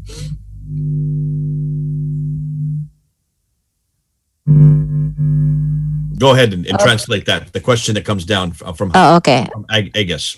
Iya, pertanyaan dari Agus ya, apakah doktrin Yakobi yang berbicara mengenai Muhammad, maksudnya dia adalah sejarah, ya? We're going to actually debunk the Doctrina Iacobi, but not today. We don't have time today to do that. That's part of this talk. I'm going to destroy the Doctrina Iacobi. I'm going to destroy the Constitution of Medina. I'm going to destroy the Ashtenami letter. Every one of these supposed references to Muhammad from the 7th century, I'm going to shut down, and everything that I'm going to be using will be historical criticism. In other words, I'm going to be going back to the 7th century to shut all of these down. But not today. I can see this will take too long because of the back and forth with the English to translation. Oke, ya, jadi saya akan membantah semua ya mengenai doktrin Yakobi ini dan semua yang menyatakan Muhammad ada di abad ke-7. Tapi tidak hari ini, teman-teman, akan menjadi terlalu panjang ya, karena kita juga akan menerjemahkannya dalam bahasa Indonesia. Go on, Brother Jay. Okay, here's another question from Boanergis. He says, "Mr. Smith, can we say that this religion, Islam, was established not by Muhammad himself, but by people who got inspired by his biography? Was there something to do with the political atmosphere that was taken by someone who tried to take a particular advantage, or was it because of faith crisis at that time?" Okay. Go ahead. Mr. Boanerges bertanya ya, Brother J ya, apakah kita bisa katakan bahwa agama ini, Islam, itu didirikan ya bukan oleh Muhammad sendiri, tetapi oleh orang-orang yang terinspirasi oleh biografinya Muhammad? Ataukah ini berkaitan dengan suasana politik pada waktu itu ya, kemudian seseorang ini mencoba mengambil keuntungan dari suasana politik ini, atau karena ada krisis iman pada waktu itu katanya? This book here. Ya, buku yang saya pegang ini. Muhammad exist. Apakah Muhammad itu pernah ada? Robert Spencer. Robert Spencer. He wrote this book in 2012. Dia menulis buku ini tahun 2012. 9 years ago. 9 tahun lalu. Now, this book, when it came out, was enormously damaging and caused an enormous amount of anger all over the Muslim world. Pada waktu buku ini pertama kali dikeluarkan, ini menyebabkan suatu kemarahan yang besar di kalangan Muslim pada waktu itu. In the last year, in 2020, tahun terakhir ini ya, tahun 2020, we have been looking and unpacking and actually taking from this and moving beyond it. And what we have been doing is there's a team of us, there's about, I want to say between 10 and 15 of us who are working together all over the world. We're Zooming back and forth. We're Skyping back and forth. We're WhatsApping back and forth. But we're researching this very question that you're asking here. And that is, what do we know about Muhammad in the 7th century? Ya, jadi ada tim dari kita ya, sekitar 10-15 orang ya, kita selalu kontak ya, selalu saling kontak nih. Kita selalu membicarakan apakah benar nih ada Muhammad pada waktu abad ke-7. Because if everything we are dependent on for this man named Muhammad, for this religion called Islam, for these traditions of the sayings that he did and the life that he lived, if everything comes from the 9th and 10th century, which is 200 to 300 years later, that is too late. We need to go back to the 7th century. We need to go back to the century he lived. We need to go back to the century he spoke. And we need to find out who was this man. Jadi kalau apa yang kita dapatkan dari kehidupan Muhammad, ya, apa yang dia lakukan, apa yang dia katakan, itu berasal dari 200 atau 300 tahun sesudah dia mati, kita tidak bisa tahu apa-apa ya. Kita harus kembali kepada abad ke-7 ya, untuk mengetahui siapa sebenarnya Muhammad. So, I am going to be introducing an enormous amount of material. I cannot do it today because I can see we've already gone an hour and a half and we've only just got through the introduction of it. But we're going to have to come back and do more and more and more. So this is what I'm going to do. I'm going to introduce just the material that we have got in the last 10 years. Oke, saya punya banyak materi ya, tapi nggak bisa dibicarakan ya, karena ini udah 1,5 jam. Saya akan memperkenalkan aja nih materi yang akan kita bicarakan nanti. This book here is one of the most damaging books in the world today. It is Buku ini called adalah Seeing Islam as Others Saw It. Seeing Islam as Others Saw It, written by Dr. Robert Hoyland. Dr. Robert Hoyland, I'll say more about him. Ya, ini buku ini ya, melihat Islam dari kacamata orang lain ya. Ini buku yang juga paling membuat kerusakan yang cukup parah nih ya di dalam dunia Islam. Dr. Robert Hoyland reads and writes 18 languages, all archaic languages. Dr. Robert ya tadi dikatakan dia bicara dan menulis dalam 18 bahasa.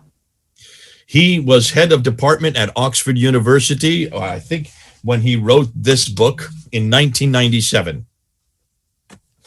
Dia itu kepala dari satu universitas yang cukup ternama ya di Amerika. Not America, no, this is in England, in Oxford University. Oh, in England. Oh ya, di Universitas Oxford, teman-teman, tahun 1997.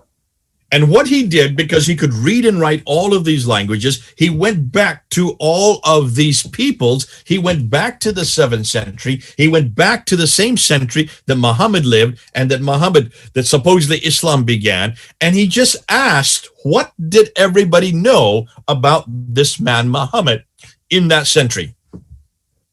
Ya, karena dia bisa menulis dan membaca di dalam 18 bahasa, dia mulai meneliti dan menyelidiki lagi. Ya, dia mulai mencari tahu siapakah Muhammad ini pada waktu abad ke-7. And what he found absolutely destroyed Islam. Dan apa yang dia temukan ini sangat-sangat menghancurkan Islam. He could not find anything about Muhammad. Dia tidak menemukan satu hal pun tentang Muhammad. He could not find anything about Mecca. Dia tidak menemukan satu hal pun tentang Mekah. He could not find anything about people called Muslims. Dia tidak menemukan pada abad ke-7 ini ada orang yang disebut Muslim. He could not find any reference to a religion called Islam. Dia tidak menemukan satupun referensi mengenai agama Islam. And he could not find anything about a book called the Quran. Dan dia tidak menemukan satupun referensi mengenai kitab yang disebut Quran. Those are the 5 things that really give us Islam. Without those 5 things, Islam falls to pieces. 5 hal inilah yang membuat kita mengenal ya apa itu agama Islam. Kalau tidak ada kelima hal ini ya, Islam ini berantakan nih ya. So looking from a historical standpoint, he destroyed it with just this book. That was not his intention. He did not want to do that. He was not out to try to destroy Islam. He is nothing more than a linguist, a man who could speak many languages, but he spoke all the languages of the people who were in that area. He spoke Aramaic. He also spoke Nabatean Aramaic. He also read and wrote Arabic and Syriac and Hebrew. He also knew Pahlavi. All of these languages he knows to read and write. And so he was looking at all these documents in all these languages to see what they knew about Islam. And he could not find a thing. Ya, hanya dengan satu buku ini saja dia sudah menghancurkan klaim-klaim Islam selama ini ya. Itu bukan maksud tujuannya dia menulis buku ini. Tetapi dia hanya seorang linguis aja. Jadi dia bicara dalam berbagai bahasa. Dia menguasai Aramaik, menguasai Nabatean, menguasai bahasa Ibrani, bahasa Arab ya. Dia hanya mencari dokumen-dokumen ya sejarah pada waktu itu dengan pendekatan sejarah, dan dia tidak menemukan satupun referensi dari hal-hal yang Islam itu klaim tadi ya pada abad ke-7 itu tidak ditemukan sama sekali. Now, I have just put up on the chat, I have just put up the name of my YouTube channel. It's called Fander Films. It starts with a P, Fander Films. I've just put it there on the chat. You can all read it there. Fander Films I started back in 2006 to confront this whole material.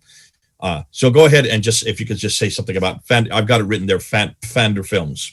Iya, teman-teman bisa ikuti ya YouTube-nya Brother J. Smith, Fander Films di sini. Ya, ini YouTube Fander Films ini ya yang akan mengekspos ya semua material-material yang tadi sudah kita bicarakan. YouTube started in 2005. I started my channel in 2006.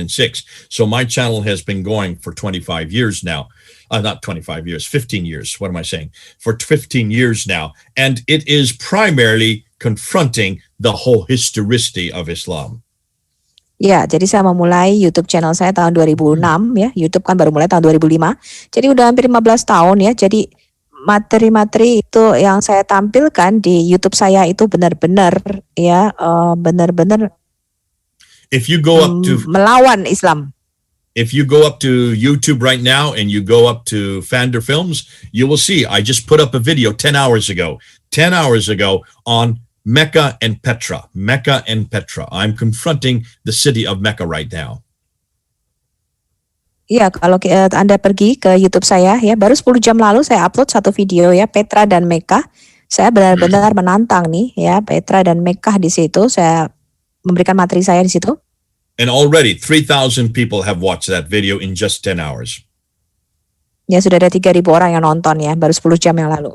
Now, what I have been doing I have been confronting the whole historical critique. I have been confronting since 1995. So we're talking about 26 years now.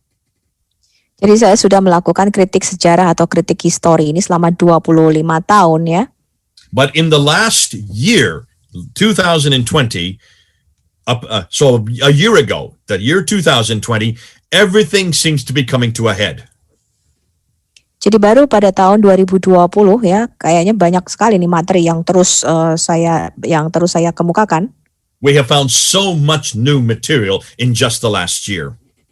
Saya menemukan banyak sekali materi-materi baru ya tahun lalu. So that I brought Robert Spencer to come with me on my YouTube channel. I brought him and I asked him to interview him back in June of last year. Ya, karena begitu banyak materi-materi yang baru yang kita dapatkan mengenai Islam, sampai saya memanggil Robert Spencer ini menjadi narasumber di dalam YouTube saya kira-kira Juni tahun lalu. And I started introducing him to some brand new material that he'd never heard about.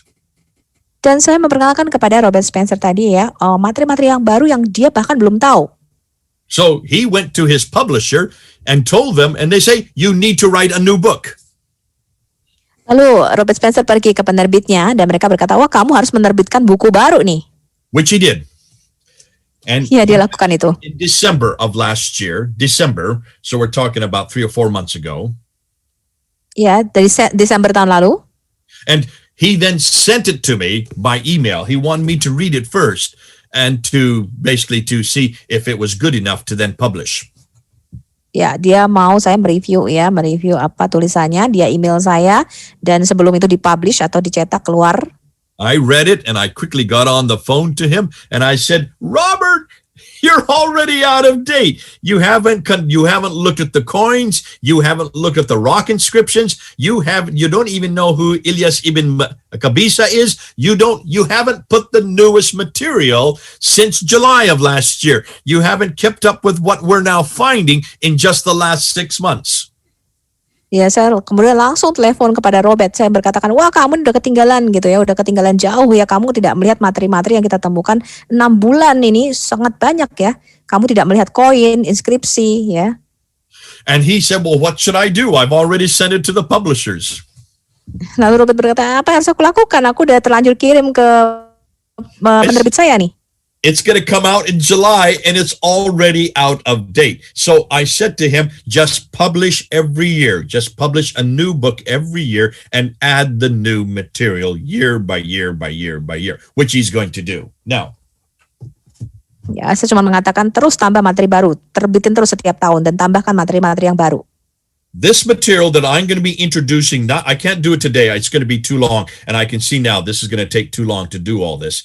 But the material that we're going to be getting, that you're going to be getting, and I'll send you the PowerPoint, this material is so damaging, but it is so exciting because it is moving so quickly. We're getting so much new research done. We're having so many more people helping us with it. And we're all from many different countries. It's happening all over the world. But there are only a few of us that are actually getting it out in the public sphere. I am one of those. Hatun Tosh from England is another. Al Fadi from here in the United States is another. There's only about 3 of us. Then we have Mel and his whole team from Ireland. There's only about 4 of us who are actually putting this out into the public sphere. Oke, materi-materi yang kita dapatkan ini ya sebenarnya dari seluruh dunia ya. Ada banyak orang yang membantu kita. Cuman yang bicara kepada publik itu paling baru saya, Sister Hatun Tash ya, kemudian ada Mel, kemudian ada Al-Fadi di Amerika. So we're going to be, because it's so much material, it's going to take too much time to do it in one session. I thought I could get through this very quickly. I'm not going to be able to just because there's too much already. But let's try to finish these questions at least for now. Okay. Okay, here is a question from Bonergis. Mr. Smith, can we say that this religion, Islam, was established not by Muhammad himself, but by people who got inspired by his biography? Was there something to do with the political atmosphere that was taken by someone who tried to take a particular advantage, or was it because of a faith crisis at that time?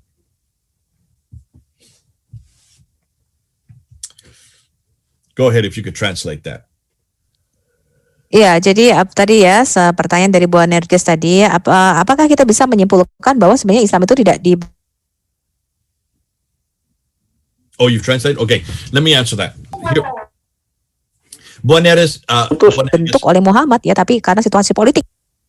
What we're going to find is that Islam that we have today is a political invention, which means it was created for political reasons, not theological reasons. It was created to give authority to the Abbasid Empire. It was begun with the Umayyads. I'm not saying that it didn't begin in the late 7th century. It was probably begun by Abdul Malik himself, because he is the first to introduce the name Muhammad. He is the first to introduce the name Muslim. He is the first to introduce the name Islam. He is the first to introduce Quranic script, but no Quran. He did not talk about Mecca. Mecca did not exist when he was in power from 685 to 705. But we're going to get into that. We're going to get into that. Ya, jadi tadi Islam itu ya dikatakan dia muncul karena kepentingan politik pada waktu itu, pada zaman Abbasian ya. Tetapi kemungkinan ini Islam ini dimulai karena gerakan politik untuk menyatukan ya, untuk memberikan satu kuasa ya kepada dinasti Umayyah pada waktu itu. Nah, dinasti Umayyah ini yang mungkin memulai ya, pertama kali Abdul Malik ini memperkenalkan Islam, memperkenalkan Muslim, memperkenalkan Quran, walaupun pada waktu itu belum ada bukunya. Tapi tidak menyinggung sama sekali Mekah ya, Mekah itu belum ada pada waktu itu. Wow, Sophia, you are amazing. I could follow everything you said. You got all the names and the dynasties. You got it all in there. Well done. Wow, you're a good translator. I usually don't do these long material for the translators, but you're picking it all up. God bless you. You've got a real gift there. So you can go ahead and translate that too. They need to know how good you are. No, thank you. They know I'm good. I love your humility. Let's continue on. So here is the problem, Bonergis.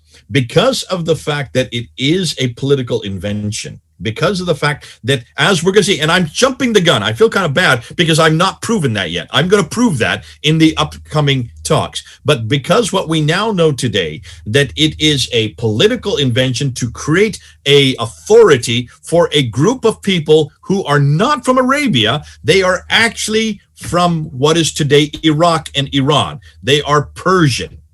Islam is a Persian entity. It is actually as Persian as you can get. And so all of these names like Abu Bakr, I'm sorry, not Abu Bakr, Al-Bukhari, Sahih Muslim, Ibn Dawud, these are all Persian names. They are all from Iraq, and they are from Azerbaijan, and they're from what is today, from Tabaristan, which is what is today Iran. So you're going to find all of this is from much further north and much further east. Yeah, you are too long, brother. Okay, let's break that down. Let's break that down. So everything we're going to see as in the upcoming talks is this is a political enterprise by Persians. Ya. Jadi semua ini adalah gerakan politik ya, gerakan politik yang sebenarnya adalah sangat-sangat jauh ya di Irak sana ya, di Persia. Jadi Islam ini sebenarnya sangat-sangat Persia sekali gitu ya. Jadi semua nama-nama tadi yang disebutkan itu sebenarnya adalah orang-orang, bukan orang-orang Arab ya, tapi orang Persia. All of these people that I have referred today, Ibn Hisham, Al-Waqidi, Al-Bukhari, Sahih Muslim, this guy named Al-Tabari, none of them are from Arabia. They are all from what is today Iraq and Iran. Ya, jadi atau orang-orang nama-nama besar yang tadi saya sebutkan ya, Ibn Isyam, Al-Tabari, Al-Bukhari, ya, Sahih Muslim dan sebagainya itu semuanya itu bukan orang-orang Arabia ya, tapi orang-orang Iran, Irak yang sekarang. And that's why much of what you're going to hear will be the first time you've heard it. Ya, karena itu apa yang kalian dengar pada malam hari ini mungkin baru pertama kali teman-teman dengar. Hold on, I have to prove that, so I don't want to jump ahead of what I've already shared with you. Oke, saya nggak mau langsung lompat ya. Kita lihat dulu di sini. Robert Redford asked me this question. I've read a research, I forgot by who, about the Battle of Tours in 732. There is not a single French writer to the historian at the time that the invaders were Muslim. They are called Saracen. Even the banner of the Islamic army during the tour of the Tours did not contain any Islamic symbols. Can you confirm that, Jay? The answer is yes, you are correct. They did not have Islamic symbols at the Battle of Tours, which is in 732, which is during the Umayyad dynasty. In fact, what we're going to find out is that almost everything they had was certainly was political, but it was not theological. They did not come with the traditions or with the Quran in their hand, because the Quran was just being formed at the time of 732. Robert Redford chatting pribadi tadi ya. Saya nggak baca chatnya, pertanyaannya di chat. I'm sorry? I didn't see his chat. I didn't see his question. Oh, is that just a direct message to me? Okay. Whenever you write a question, make sure it's so everybody can read it. Robert Redford, can you make? Okay, what he's saying is in the Battle of Tours in 732,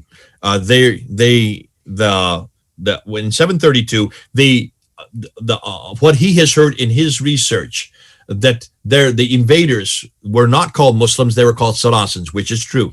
That is the name, and we're going to get into that. I haven't got into that yet. They never call themselves Muslims. They call them Saracens or Muhajirun, or they call themselves Ishmaelites, or they call themselves Hagarins. Ya, jadi di dalam perang Tur tadi ya yang ditanyakan oleh Robert Redford itu memang tidak disebut Muslim ya. Mereka menyebutnya Saracen ya. Ada Saracen, ada tadi apa tuh tadi J. Smith. Brother Jay, what again? Saracen? Saracen, Muhajirun, which means people who are in Exodus or movement. They call themselves Hagarins because they're from the line of Hagar, and they call themselves Ishmaelites because they're in the line of Ishmael. Oke, disebut Hagarin juga, disebut orang turunan Ismail juga. The other name, the fifth name, they call themselves with Magre, which Magre means people of Hagar, people of like Hagarins, the same thing. Ya. Kata kelima adalah Magare, jadi orang-orang yang dari keturunan Hagar ya. And that's all from this book. That's all come out from his research. And that's why it was so devastating in 1997 when he introduced this to the world. And he said, listen folks, there are no Muslims in the 7th century. Ya, itulah yang tadi ditulis di dalam buku ini ya teman-teman. Makanya dia mengatakan, dengar nih teman-teman ya, tidak ada yang namanya Islam atau Muslim pada abad ke-7. Now, in 730, which is the 8th century, as they're moving up into France, into Battle of Tours is in France, they had already taken over Spain. They were now beginning to call themselves Muslims, but look at that is 100 years after Muhammad. Yes, pada waktu mereka mulai perang ya ke daerah Prancis di sana ya, itu setelah mereka menaklukkan Spanyol, mereka baru mulai menyebut dirinya Muslim, tapi itu ratusan tahun setelah Muhammad mati. We'll be getting into that, so I don't want to jump the gun again, but thanks for your question. Here's another one by Bukan Ahmad. Shalom Ikan. Shalom Malaikum Salam. I want to ask if the Quran was actually written in Aramaic language, is it true or not? Because I read Gabriel Sama book that said the Quran was written in Aramaic language. Yes. Oke, Bukan Ahmad mengatakan ya, saya mau tanya apakah Quran itu sebenarnya ditulis dalam bahasa Aramaik, benar apa enggak? Karena saya membaca dari Gabriel Sama, bukunya Gabriel Sama, bahwa Quran itu sebenarnya ditulis dalam bahasa Aramaik. Yes, you are correct. It is called Nabatean Aramaic. This book has come out in the last 2 years, written by Mark Dury, The Quran and its Biblical Reflexes, and he also makes that mention. Now Gabriel Sama did not do the research. The man who did the research on this is Al-Jalad. Al-Jalad is his name.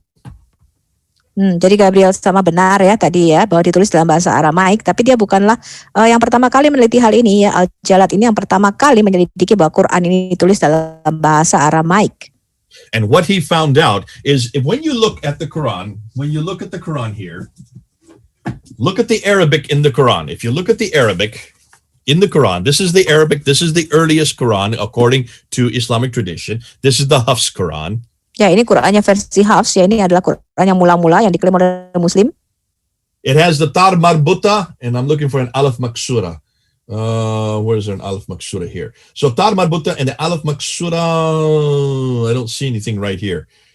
Alif Maksura, the S shape, the Alif Maksura and the Tar Marbuta are all through the Quran. Also, the definite article. So here is the definite article right there. Al. Okay, there's the definite article. Okay, there's the Tar Marbuta right there. There's the Tar Marbuta. So when you see these ending of words, like the Alif Maksura, the Tar Marbuta, or the Al, which is the beginning, the definite article, that is all through the Quran, but that is not the Arabic that was spoken in Mecca and Medina. That is not the Arabic that was spoken in the Hijaz, where Muhammad would have lived. Ya, jadi kalau Anda lihat tadi ya, ada akhirannya, ada definite article al juga di situ, jadi ada awalnya, prefiksnya ya. Tetapi itu sebenarnya bukanlah those endings, the Alif Maksura, the Tar Marbuta, and the definite article are from Nabatean Aramaic.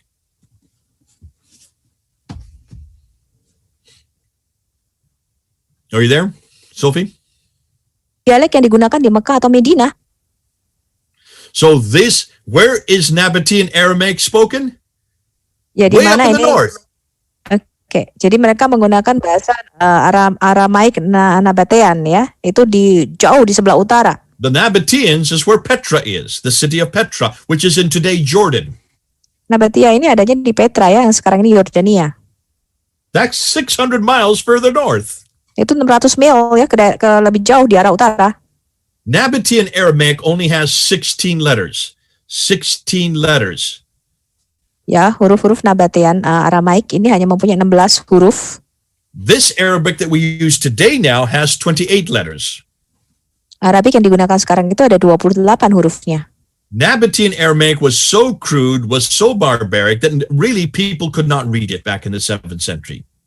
Ya, huruf-huruf Nabatean ini masih sangat-sangat kuno ya, Nabatean Aramaik ini, sehingga orang-orang yang itu tidak banyak yang bisa membacanya. And that's why they had to add dots and vowels, the irabs and the harakats. Ya, jadi mereka harus menambahkan harakatnya ya, untuk bisa bacanya mereka harus menambahkan titik-titik tanda bacanya itu.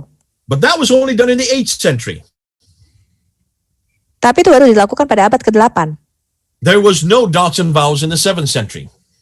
Tidak ada titik-titik dan tanda bacanya, tanda huruf hidupnya itu pada abad ke-7. That's why the Arabic had to evolve with the Quran from the 7th up to the 8th up to the 9th century.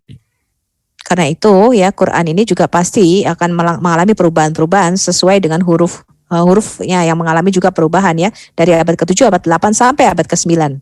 So Gabriel Sama is correct. The Quran that we have in the Arabic we have in the Quran today is the wrong Arabic for Muhammad, is the wrong Arabic for Arabia, is the wrong Arabic for Mecca and Medina. Ya, jadi Gabriel Sama tadi benar ya, bahwa Quran yang kita punya ini bukanlah Quran yang sebenarnya pada waktu zaman Muhammad, pada waktu Mekah, Madinah ya. Pada waktu itu tidak sama. For another talk, another day. We're jumping the gun. We're getting ahead. I can see some of you have been watching my videos, so you know this material from before. Yeah, okay. Here's another question from Edwin. In the era of Muhammad, the currency used with the Sassanid coins, which has the logo of the Persian Zoroastrian king and has a picture of Zura Mazda on it. Are there any criticisms or conflicts of Islam with Zoroastrian teachings? I love these questions. Ya, dari Edwin ya tadi. Way ahead. You're getting ahead of me. Iya, ini pertanyaannya udah pertanyaan kelas lanjut nih ya. Bukan pertanyaan yang mendasar ya. Jadi di era Muhammad tadi Edwin mengatakan apakah mata uang yang digunakan itu adalah koin-koin Sasanid ya, yang mana punya logo yaitu Raja Zoroastrian Persia ya, dan mempunyai gambar Azura Mazda di situ. Yeah. Apakah ya ada kritik nggak mengenai hal ini? Edwin, can we hold that question until the next time, because I'm about ready to get into the coins, but it would take too long to do that today. So hold on to that question. You are correct. All the coins in the East are Zoroastrian. All the coins in the West are Christian. There are no coins that are Islamic. Not in the 7th century. We can't find one coin that is Islamic until 692. 692. But hold on to that question until we come back next time.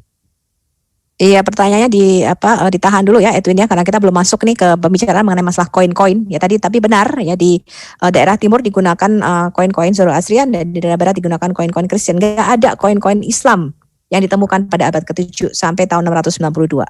Here's a question from Lefty. There is a huge time gap between Muhammad time and Al-Bukhari and the first complete Quran and all of the history of Muhammad. What happened between those years? Lefty, hold on.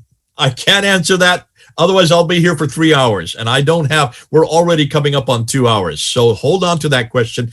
That will be answered, but you're just going to have to wait because we just don't have enough time today to do that. Okay. Let's go on to you want to the next slide or? No, I think we're going to have to stop there because this is, I realize we're coming up to 2 hours and the next section is huge and it's going to take us at least 2 hours to do the next section. So let's bring it down to, let's just see if there's any last questions here by Jason Melvino. Is it true that Muhammad's name means praiseworthy? Because in their book that Muhammad's name does not include family name, surname, but instead a single name like a title, which is praiseworthy or God. Is that true? Go ahead and ask the question. Iya, jadi Jason Melvino tadi bertanya ya, apakah benar ya nama Muhammad ini artinya yang terpuji ya, karena di dalam kitabnya Muhammad ini tidak disertakan nama keluarganya ya, nggak ada Muhammad bin Abdullah gitu ya, tetapi hanya namanya disebutkan Muhammad aja ya, seperti gelar ya yang artinya adalah yang terpuji, atau ini adalah merupakan gelar daripada Tuhan. Apakah hal ini benar? And that is exactly correct. You've got it right, Jason. Muhammad is not a name, it's a title. It means the praised one. So Muhammad is always the praised one. So which means, and when we see it on the coins, when Abdul Malik introduces it in 691 on the coins, when he introduces it on the Dome of the Rock in 692, when he introduces it on the Caliphal Protocol, is this a name? Ya, jadi tadi Jason Brother J mengatakan benar ya, Muhammad ini bukanlah nama tapi gelar ya, ketika Abdul Malik memperkenalkannya tahun 691 ya, itu di Dome of the Rock, jadi di Yerusalem.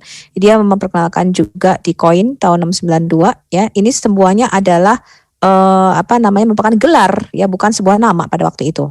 Well, this is, as you're going to see, I'm going to be getting into this. Hold on to that question because I'm going to talk about the Dome of the Rock. I'm going to talk about the coins. I'm going to talk about the Caliphal protocols. I'm going to show you even where Muhammad is mentioned in the Quran, the 4 times where we see the name Muhammad. I'm going to dispute whether or not that has anything to do with the man named Muhammad. I believe, as you're finding, that this means the praised one. Who is the praised one?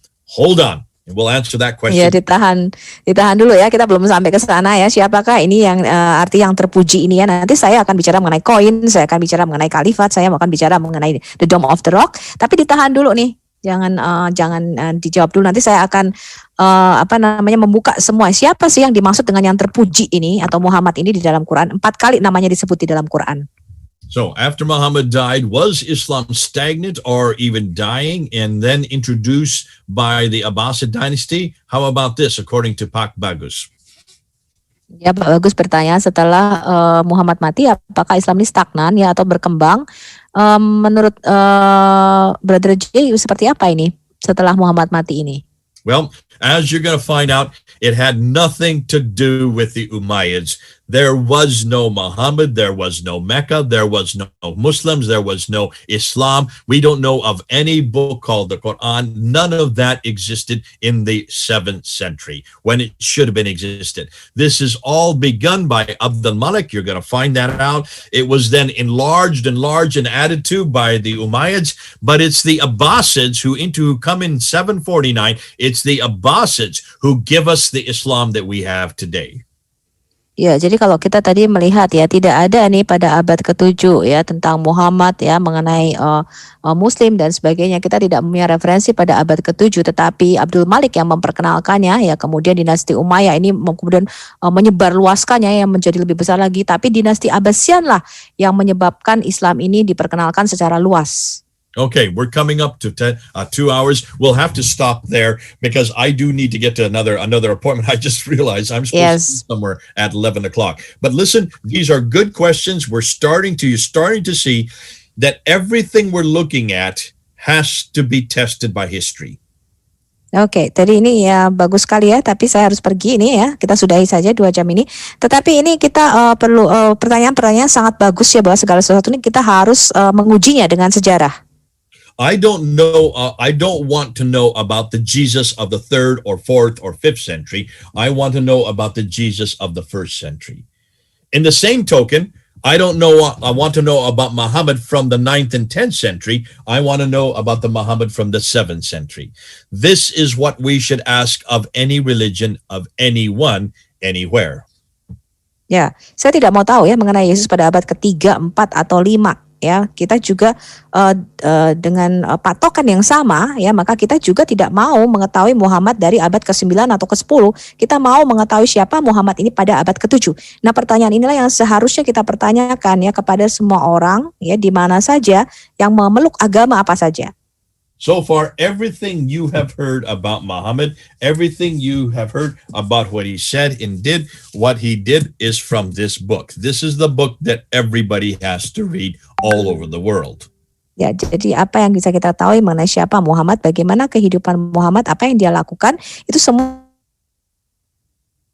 But this book was written in 833, 200 years too late.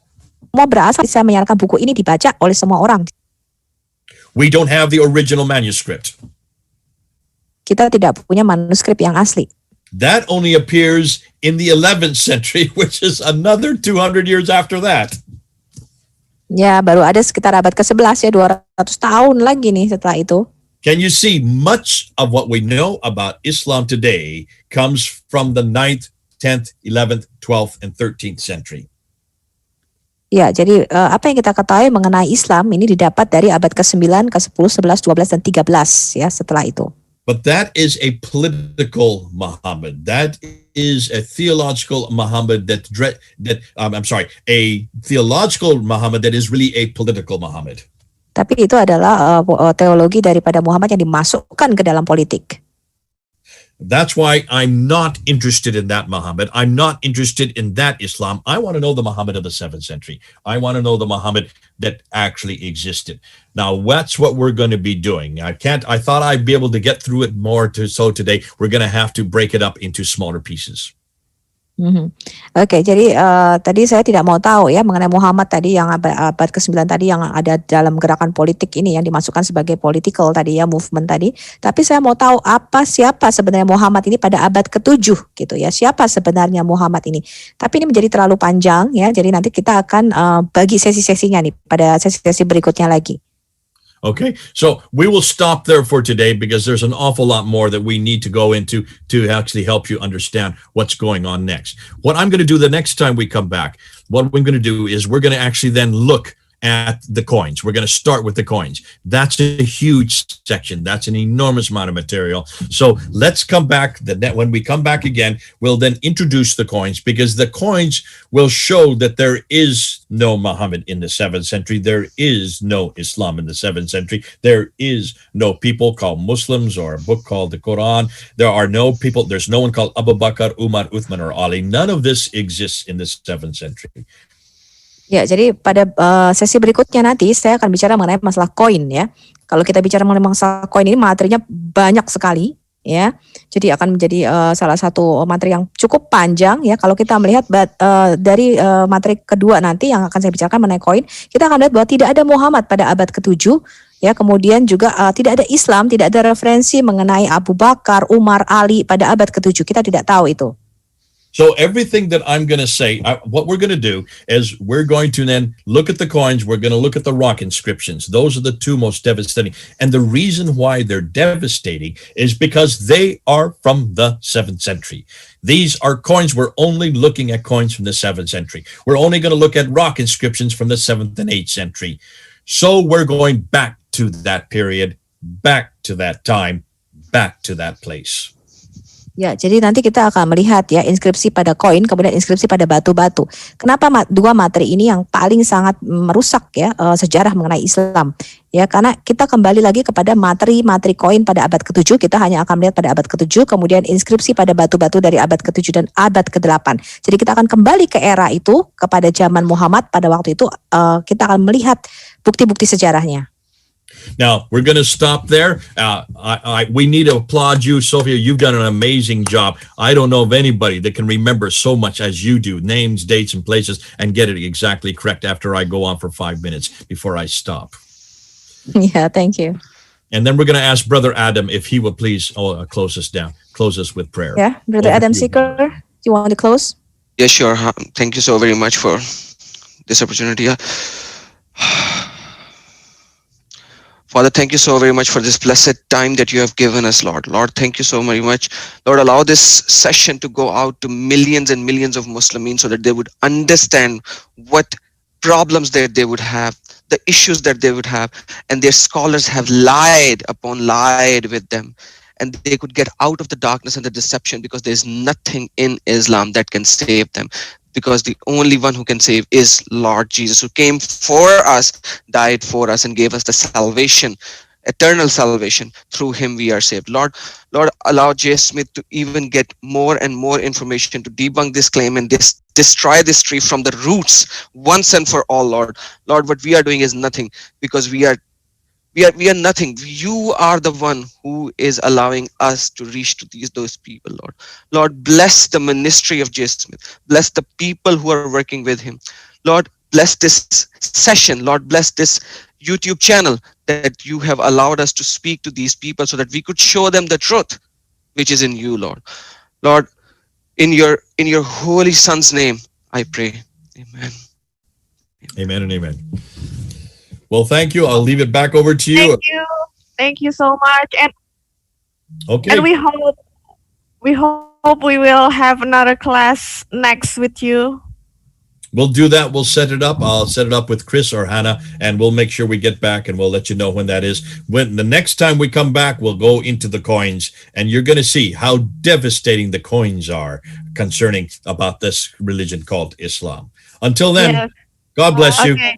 God bless you. See you God bless next you. time. Bye-bye.